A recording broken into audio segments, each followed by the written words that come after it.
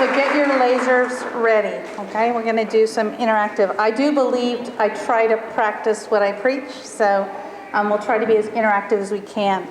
I am really, first of all, honored and humbled to have spent this time with all of you. It's a pretty special opportunity. I am really a classroom teacher by heart, soul, and training, and the technology piece, I was a pretty early adopter. I got my master's in educational computing, that's what it was called then, in 1983 from Pepperdine University. So I've been around this for a while, and I think it's important to remember kind of how it began, and it's pretty straightforward. It began with dysentery. Is that a reference some of you may know, right? So with your laser pointer, does this mean something to you?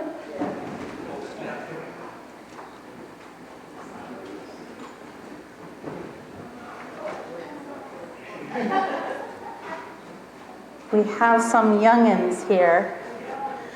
So this was a version of Oregon Trail. It is not the first version, it is a version. This is the first version I played, which was text only. To go hunting, you had to type pow or blam as fast as you could and hit return until it told you how many pounds of meat you got. How many of you remember that one?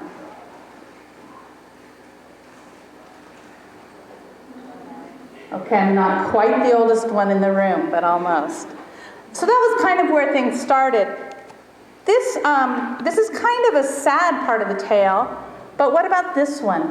Does anybody remember or recognize this?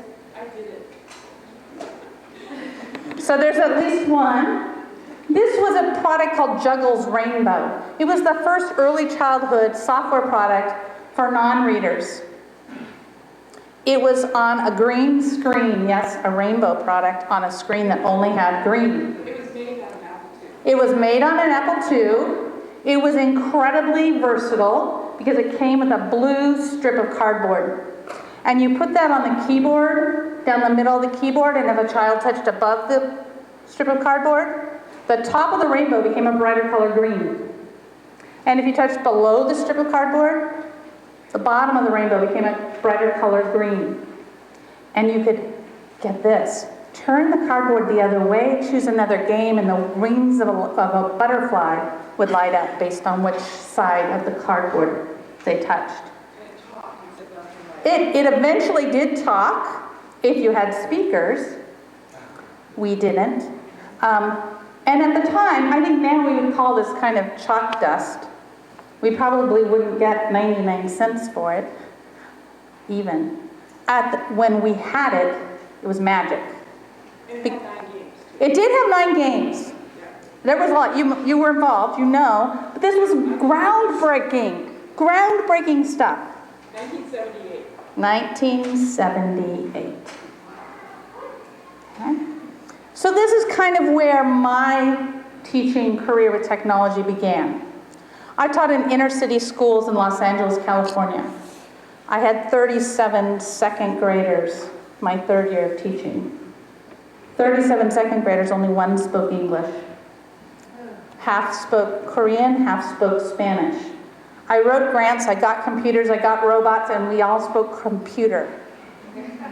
It was a success, but a difficult journey. But it really did get me started thinking about what role technology can have in helping kids think, and helping kids learn, and helping me teach. And it was a difficult journey in those days. The journey now is difficult in different ways. It is still a challenge. So what is different now, and what are some of the things that are the same? I took this picture this year in a school I was working in. It's a preschooler. She goes to this preschool through 8th grade school. She can barely get her chin above the table. She's working on a nice big Macintosh screen with a mouse. She continued for 20 minutes to pick up the mouse like this to try to move the cursor up the screen. I asked the teacher who was teaching the class at the time why Yasmin was having so much trouble, because she wasn't progressing, and the teacher said, eventually she'll figure it out. I said, how many times has she been there? this year. This was her 5th visit to the computer, and the teacher was still letting her do this. We see some of those things going on. We also see things like this, nothing much better than princesses on computers. These are also preschoolers. They're engaged, they're working. Although they each had their own machine, and those are all different kinds of machines, which happens a lot in schools, they are all working and learning. But now we're beginning to see things a little more like this. These are also kindergartners at an international school where they had iPads. They could have each had their own, but you can see they're working very collaboratively. Things are changing, and I believe it's the touch screen, multi-touch device that's mobile that's making a difference. It's a little different from the days when we had Palm Pilots and things like that. This is really making a difference. It's an exciting time. Because my background is early learning, I particularly see this as a breakthrough. But with that has come some challenges. In education, we're kind of all going down a road. We all believe, I think most educators come to it from a good place, which is we want kids to be their best and to learn and to grow and to continue to learn and grow when they're out of our doors. So that was kind of shared, but some people are looking out one window and others are looking at another window, and the two views are very different. It is not necessarily shared. For a couple of months before I came here, I've been asking people online, my Twitter followers, my Facebook followers, my blog followers, people at conferences, saying, what do you want me to say to app developers? There's a set of people who say they want apps that deliver the content that's important. They want apps that help them track learning. They want apps that help them know what students know and don't know and what they need to know next. They want it to be data-driven, but they want it to be individualized. There's a lot of push for that. So there's a set of educators, that's what they told me they wanted and needed. Good. That's a clear message to all of you. But what's not maybe such good news to you is exactly equal numbers of teachers ask for these kinds of apps. Creative tools, tools that allow for production, creating things that can move beyond the device. Communication tools, things that are user-directed, and things that allow them to share resources and products and the things they create with others easily. The two sides of this road are very difficult to see at the same time. It's kind of like on a road trip when I was a kid. My brother looked out one side window, I always looked out the other, and at the end of the day, I'd say, I couldn't believe when we saw that deer, and he'd be going, there were no deers. Because what he'd seen was a different view. It was very difficult sitting in the back seat to see what's out the front window. So we're kind of in this place where I can't come to you with a clear message about what educators want. But these are the two strong messages about what they want. I'm not sure, but I'm hopeful that some of you can figure out ways to bring that view together. But I think it's a very difficult task. But that's truly where education is. That being said, there are some shared qualities from both those views. I think all educators are really looking for things that work within the content or processes that they value. If it's an app that takes 2 hours of student time for something that in a classroom without the app would take 20 minutes, it's not worth the 99 cents. My first principal was Madeline Hunter, and she was a visionary way ahead of her time, and she taught me to don't bring in an elephant to teach the color gray. And I think there's some wisdom in that we need to think about with apps. In that there are some apps out there that create this great, wonderful environment and experience. And in schools, that experience is a very short moment in time. And because there's a really well-designed, beautiful, fun, engaging app, teachers are easily falling into this trap of spending now 2 days on something you spend 20 minutes on. So I think that's an issue that's going to come back and be an issue going forward. I think usability and reusability is similar to that. If it's a one-time use, that's a very difficult place for schools and teachers. If it's an app that with repeated use has a continued upward benefit, that's what people will be willing to pay for. If the more you use it, the more you gain from using it, that scales good. If the more you use it, the more bored you get or the more trouble you have, or the less you've learned, if it becomes engaged hands and fingers but not minds over time, it won't last. So we're really looking at that, and it's one of the things teachers are getting more savvy about now. Because at first, cute and fun was enough. Not anymore. And the last one here, I think, is one that it's been kind of my rally cry for a while, which is that apps need to play well with other apps.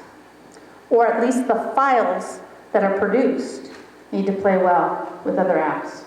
So if I create a painting in one app, I should be able to get it out of that app and do something else with it. Maybe open in another app and add a voice or an animation, or simply send it to someone who I need to share it with. So that kind of playing well with others is of growing importance. It's easy to load up an iPad with lots of apps. I have 537. That's not a good thing, by the way. It's like, I'm Gail and I'm an appaholic. Thank you. It is, though, then the frustration. There are some great apps that all you do is create something that stays forever in that app. And that's not okay anymore. In schools especially. In a home environment, we're all sharing an iPad or two, or device or two. If the stuff stays in the app, in the iPad, it's fine. But if you have 27 active children sharing 4 iPads in a classroom setting, and Joey needs to get back to finish that painting, you have to find the right iPad. You have to find the right app. You have to find then the painting in that app, and then you get to start working. That delay is probably 30 minutes. Not acceptable.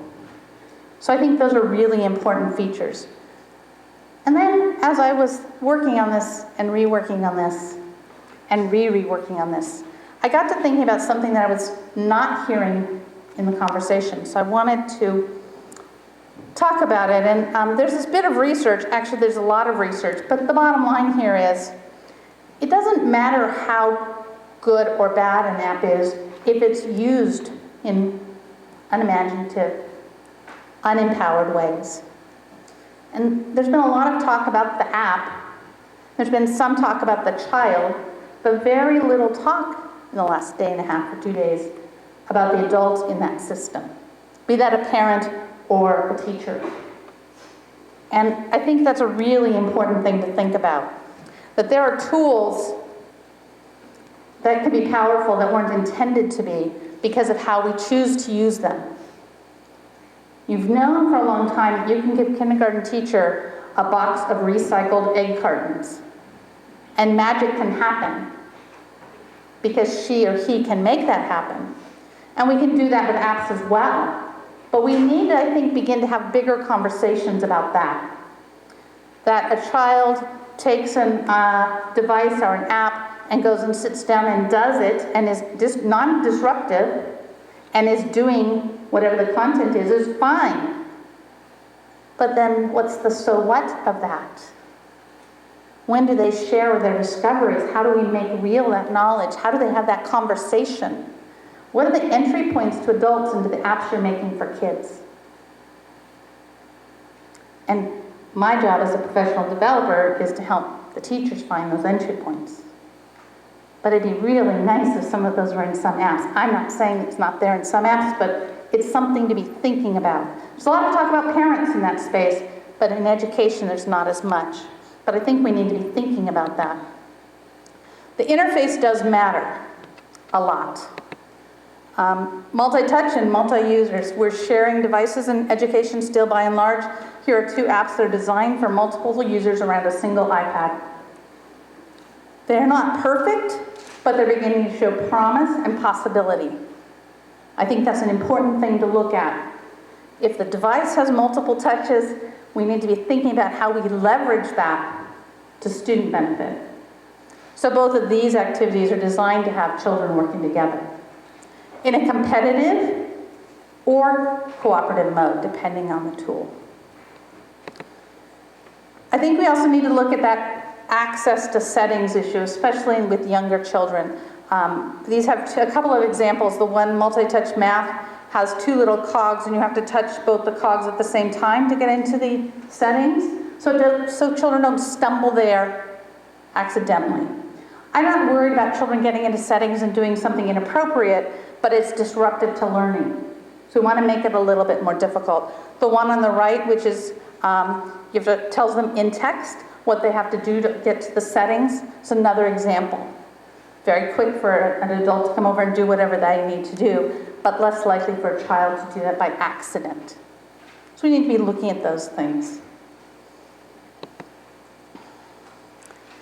This is about playing well with others and how apps cooperate. My very favorite app of all the apps I've ever used is Explain Everything. How many of you know Explain Everything? Oh man. Okay, so this is a screenshot of Explain Everything. It's basically a white screen with lots of tools around the side. This screen you're seeing right here are all the things you can import into that. You could just be drawing. The bottom there's a red dot, which means we can do any voiceover we want. We can pause that, change what we're seeing, and continue. We can have multiple screens.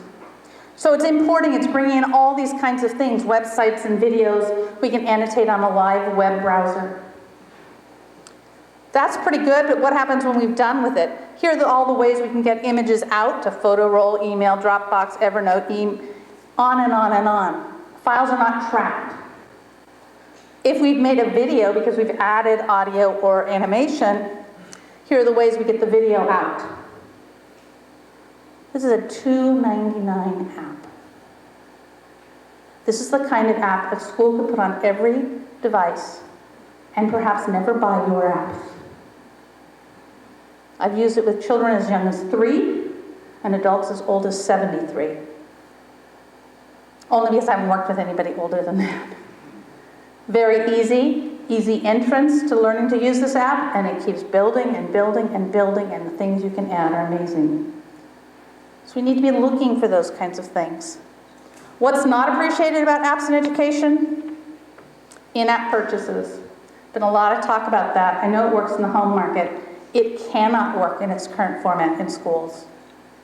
If I have 4 iPads in my classroom, I can't deal with in-app purchases. I have no way to handle that. The volume purchasing doesn't handle it.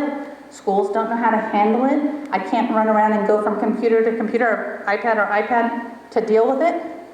We have to find another way. I do believe schools are ready to pay for good apps, but we can't continue to pay. It just doesn't work yet. Schools will change. There'll be time. It wasn't that long ago you couldn't buy anything unless you could put an inventory stamp on it. So we're coming along. Advertising, asking for reviews and other stuff that's like marketing is really disruptive to the flow of learning. Sorry, it's the truth. And I think in education it's counterproductive to your mission. Because as a teacher, when everything stops because they can't get to the next level or they have to see, no, I don't want to know about your other apps, that costs us time, and time is the problem. So, pretty big deal. There's a lot of banter about commercialization and whose characters and what. I'm not so concerned about that, but there are others who are. I was in a district recently where they had banned Disney characters. I mean, that's just a vendetta. But I think it's something to be watchful for. And then the number one pet peeve of educators who've talked to me, when the sound of the app overrides the mute. There are apps that I can mute the iPad and the sound still comes. Drives teachers crazy. So it's something to watch for. I know I've gone over time, but let me just do a couple of little more quick things. The basic criteria that I'm working with schools and we're talking about is that it needs to teach something important. A skill, a curriculum content, or behavior in the sense of creating or putting ideas together. It needs to create some kind of evidence that they've learned something, they know something, or they can do something. That can be a score, but it could also be a product that they've made. It needs to be more than cute, engaging, or fun, although those are welcome. And I think it needs to value the adult in the interaction. There is a reason why apps are only opened once, and they're things like this. This is an app. It looks really promising. I was really excited. Casey's Contraptions. You have to build something. In this case, it says, Mom is doing a garage sale and wants me to move all the junk to the right of the box. And then you have these things you can add to it to build it to make the things fall to the right of the box.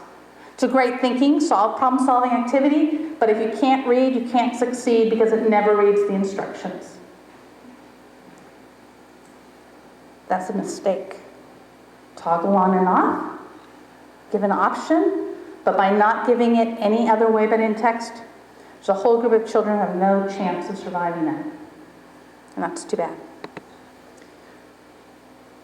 It's dust. I'm not even going to let you vote. What about this one? Illustrations. It's an alphabet book. Nice. B is for bus. We're okay with that? Is that one okay? Dust or magic on this illustration? Get your laser. Quickly. I think that probably some of those chalk dust maybe that there's not a lot of contrast.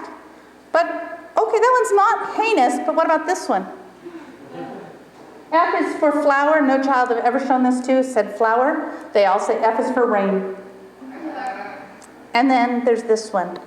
N is for bird, nest, or knitting. So it's a challenge, right? Because as a teacher, I might not have ever gotten as far as N. These are my top 5 favorite apps. I only mentioned one of them in this presentation, but you are welcome to talk to me. I'm here, of course, until tomorrow. But there's a lot to learn and to look at. Education is open arms and ready. They want good apps from you, and they're willing to pay for them for the first time ever, I believe. So it's our turn to kind of hand it over to the world, to the kids, and I thank you for the hard work you do to make that happen. Thank you.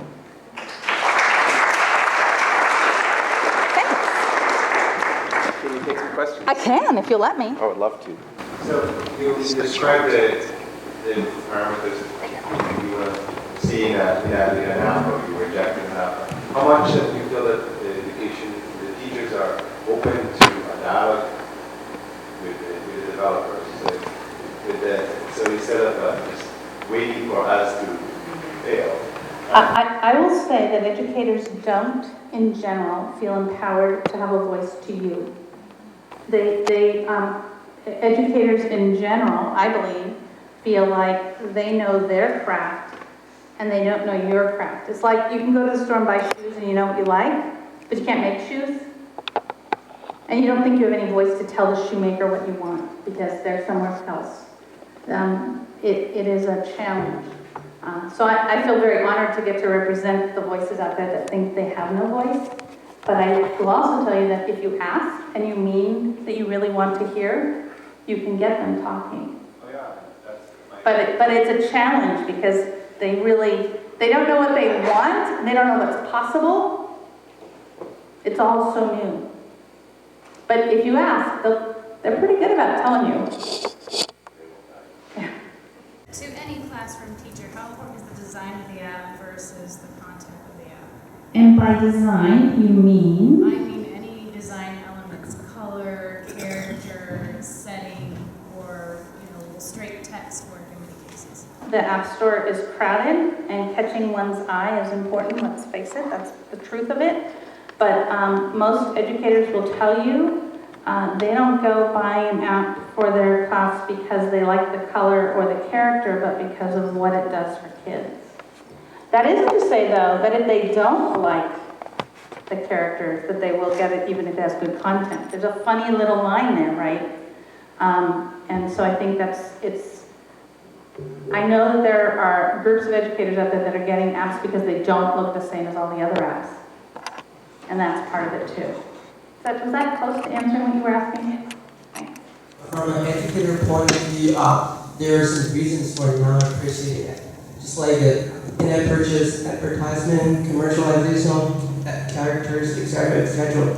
But from the developer's point of view, those are the few choices that we can sustain and hope someday we can make some money out of that. So I know there's a little bit of contradiction, but how do you think about this issue? I do think we're turning that corner. I think that educators are beginning to see the power. And we had to fight to get tablets in schools, right? I mean, for a while there was a lot of pushback, especially with young children, to not even have the device. I do see more and more this turn around the corner to where schools and teachers are willing to pay for high quality. That is really new. I mean, I really feel like the wind has shifted and the flag is starting to turn the other way, and we're going to turn that corner, at least here. I'm not sure about it in China, but here, that's a trend I'm really starting to see. And you know, it used to be if I went to a conference and I showed an app and it was 99 cents, I'd go, no, but is there a free one? Now if I show an app and it's $1.99, it's like, well, what all does it do? So it's really beginning to change, and that's really good news for you, and I think it's also really good news for the quality we can bring in schools. 4 of the 5 apps you recommended were really tool-oriented apps, and the other was like a reference style app. And I'm wondering if those are particularly the style of apps that work well for teachers, or if there are other genres that might work well in classrooms.